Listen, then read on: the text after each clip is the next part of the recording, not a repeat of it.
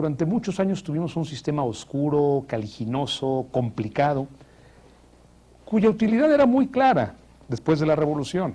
Era legitimar las decisiones del gobierno absoluto. En el DF, 47% de la población en reclusión está por robo simple sin violencia, por montos menores a 500 pesos. La confesión ante el Ministerio Público sin presencia del juez es prueba plena. Eso es una barbaridad.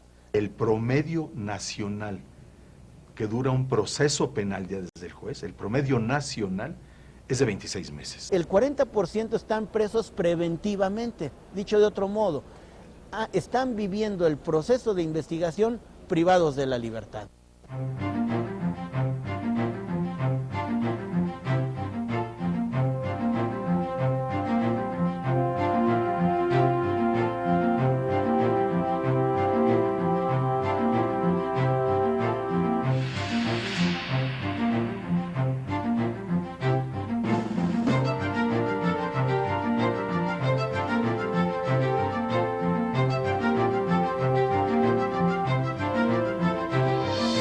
Gracias porque están con nosotros.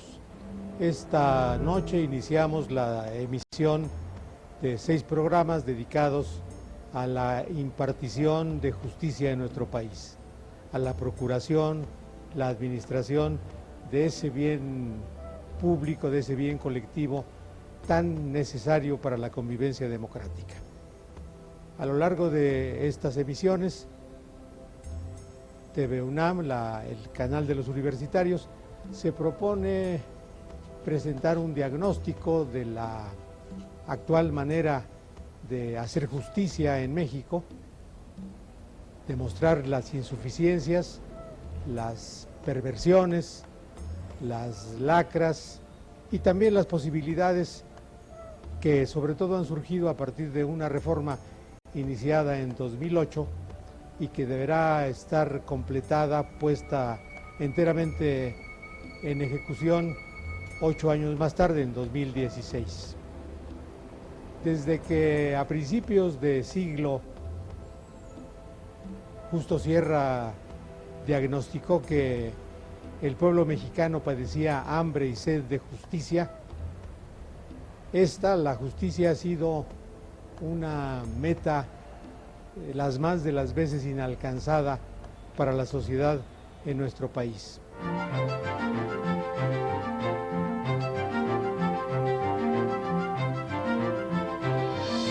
La reforma emprendida hace ya casi 2 años tiene el propósito de sustituir un mecanismo que en vez de favorecer los derechos humanos, frecuentemente, las más de las veces, los atropella. Se trata de reemplazar un mecanismo de enjuiciamiento que parte de 2 principios inadmisibles. Uno, el que todos somos culpables hasta que se demuestre lo contrario, hasta que demostremos nuestra inocencia, y otro, el principio de que la justicia puede ser demorada innecesariamente.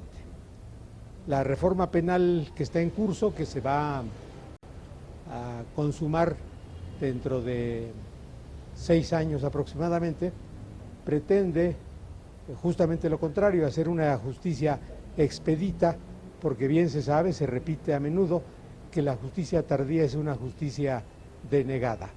Hemos titulado a esta serie Para que la justicia se escuche, porque uno de los componentes de la reforma penal a la que atenderemos, cuyo desarrollo conoceremos a través de conversaciones con los expertos, con los que participan en los procesos correspondientes, con quienes han sufrido las deficiencias de nuestro sistema, es el establecimiento de juicios breves, de juicios rápidos, uno de cuyos componentes es la oralidad.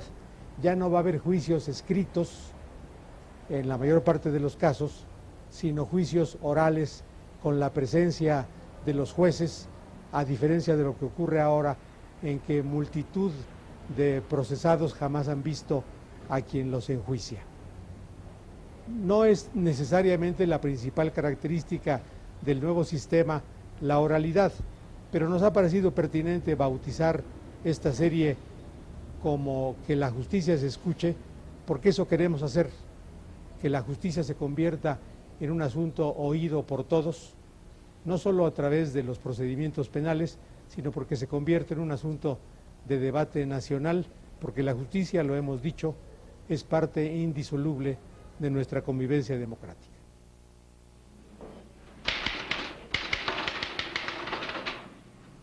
Pedro Hernández Álvarez o Luis Román. Sí, ¿dónde naciste? México, Distrito Federal. ¿Cuántos años tienes? 32 años. ¿Soltero o casado? Casado. ¿Qué religión? Católico. ¿Hasta qué empieza la escuela? Primero de secundaria. ¿En qué trabajas? Empleado de la siderúrgica Lázaro Cárdenas Truchas. ¿Nombre de su papá? Enrique Román Serrano. ¿Mamá? Cristina Mendoza Arias. ¿Domicilio donde tú vives? ¿Calle? Lago Huéter 73B. ¿Colonia? Brasil. Pasa a tu lugar. Bueno, antes que nada habría que decir que en nuestro sistema de justicia penal data de las bases que planteó el constituyente de Querétaro en 1917, que estableció de hecho un sistema procesal acusatorio. Eso es algo que los estudiosos del sistema de justicia penal han hecho notar, precisamente si uno lee la exposición de motivos y el mensaje que Carranza dirigió al constituyente de Querétaro en 1916, precisamente lo que anunció fue una revolución procesal, estableciendo que el Ministerio Público se dedicaría precisamente a la investigación y persecución de los delitos y los jueces precisamente a juzgar. Esto pues introdujo un principio básico de un sistema de justicia penal equilibrado, que es la separación que tiene que existir entre la investigación del delito y la decisión respecto de la responsabilidad de las personas inculpadas o a las que se les imputa un delito. A nivel constitucional se planteó entonces la erradicación de los llamados jueces de instrucción, que precisamente tenían la encomienda de hacer la investigación del delito y al mismo tiempo de hacer decisiones específicas que tenían trascendencia para la sentencia definitiva.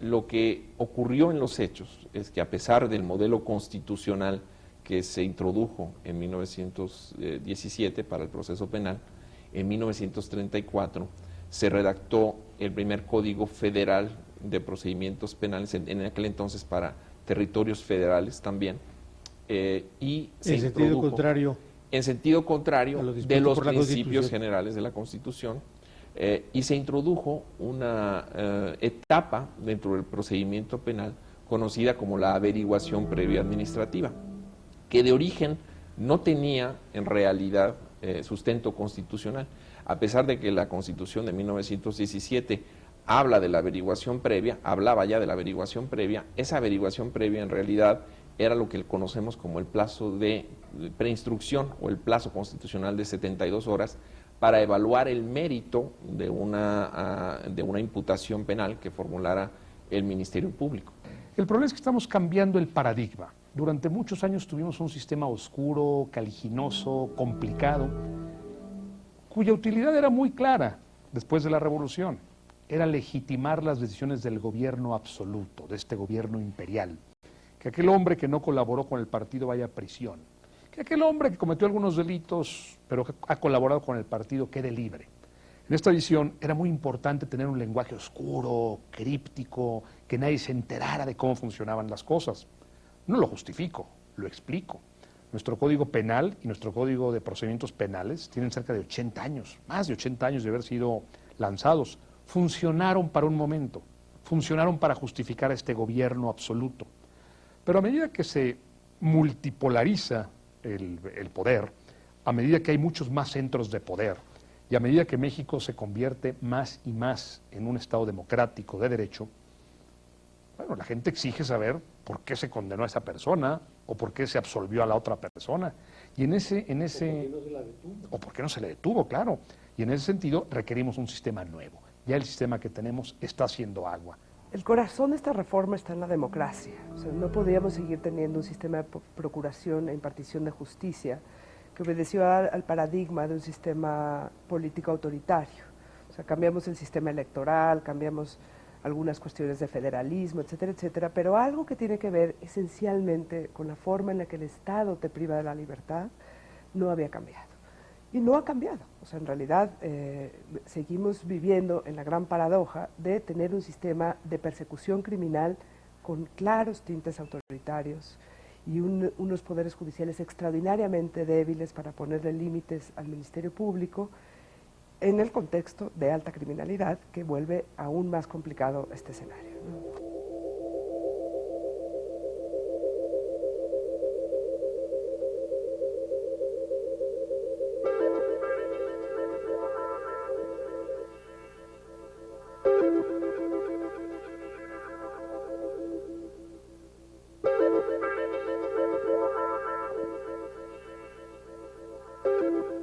La confesión ante el Ministerio Público sin presencia del juez es prueba plena. Eso es una barbaridad. La estadística nos demostraba que el 92% de las sentencias en México, las sentencias condenatorias en México, era por prueba confesional ante el Ministerio Público. Cero investigación. ¿Cuántos tehuacanazos? No sabemos. Que era el método más leve. Que era el método más leve.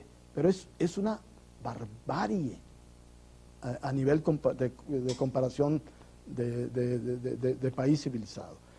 Países con menos poder económico en México, menos nivel de educación, tienen un mejor sistema de justicia. El modelo de persecución criminal autoritario se basaba en una policía judicial que tenía vínculos directos con la delincuencia, que podía pactar y negociar la ley, pero que en el momento que había que resolver algunos casos relevantes podían atraparlos con la propia información de los delincuentes y llevarlos a los separos de las procuradurías, donde prácticamente tenían un cheque en blanco para extraer una confesión de cualquier forma, ¿no? Es interesante en esos años observar la jurisprudencia de la Suprema Corte, cómo la confesión acaba teniendo valor probatorio en todas sus circunstancias, hubiera o no maltrato físico, detenciones prolongadas, etcétera, etcétera. Cuando se convirtió en la reina de las pruebas. Exactamente, ¿no? ¿Qué tenía que hacer el Ministerio Público frente a eso? Aparentar que eso no había sucedido.